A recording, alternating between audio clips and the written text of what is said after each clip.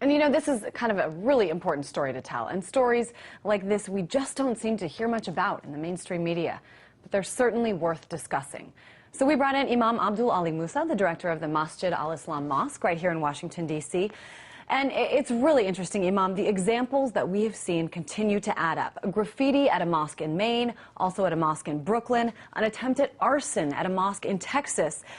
Signs that the anti-Muslim sentiment did not die with Osama bin Laden. What do you think about this? Well, what I think about it is, first of all, the imam that all the people that you've shown happen to be friends of mine. Imam Abdul Latif happens to be a voice of moderation. We spoke together the last time on a program together, and of course I was a little far to the Muslim right, and he was right in the middle. He's a voice of moderation. In fact, he was an imam for the Department of Corrections. He used to carry a badge, a regular badge. I used to make fun of him. He's a voice for moderation. So he worked with... the state. He was a state employee. He worked with officers that enforce the law. Yes, yes. He is an officer of the law. At least he was at that time. What's happening to Muslims, of course, I can speak from personal experience. Every time I get on a plane, I have S's on my ticket.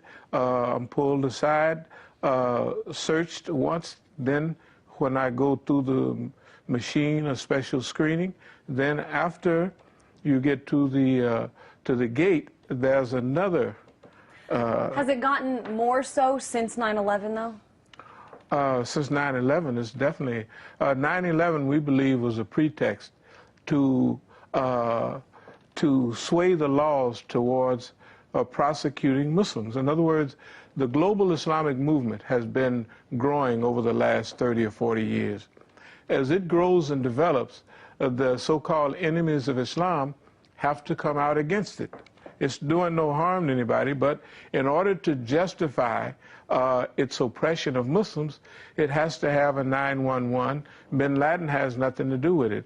If he was there, that's fine, but that has nothing to do with it. Bin Laden was actually their employee. That's their friend. He had nothing to do with us. None of us knew him. None of us had anything to do with him.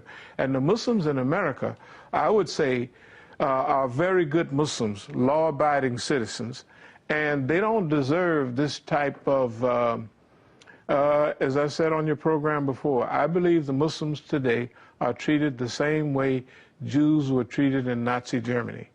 Adolf Hitler had to justify. But come on, Imam, I mean, it's not like anyone's being carted away to concentration camps here in the United States. Oh, yes, it is. Well, what about all of these entrapments? What about all of these cases? Okay, there's a difference in reporting the news and living it. You see, we live it every day. So if you have to report on this, you will have, well, there's a possibility of this. But we live this every day. This country right now to Muslims is what we said it was 15 years ago, a constitutional dictatorship. That's what it is. That's how we're treated. But the fact is, I mean, you're still able to come here and talk with me openly about all your issues. And, yeah, you know, when you talk about repression of other cultures and certainly about Nazi Germany, there's... And I get arrested every other day. I was brutalized twice last month. My wife was a stop teacher at the school, 2 teachers, and harassed and what have you. The SWAT team, 2 sisters right on Benning Road. What I'm saying is I can come here, but I have to pay the price. I'm willing to pay the price for coming here. I'm willing to pay the price for speaking up. I have a different opinion than our other Muslims. I'm going to stand up for my rights, because if we don't stand up, we'll lose everything we have.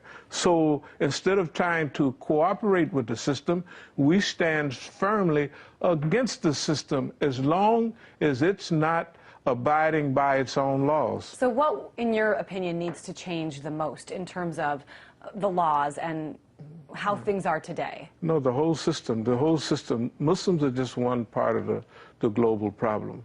If you fix our problem, you still have wars going on around the world. You still have people getting kicked out of their homes. Educational system is in decline. In other words, the whole system is broke.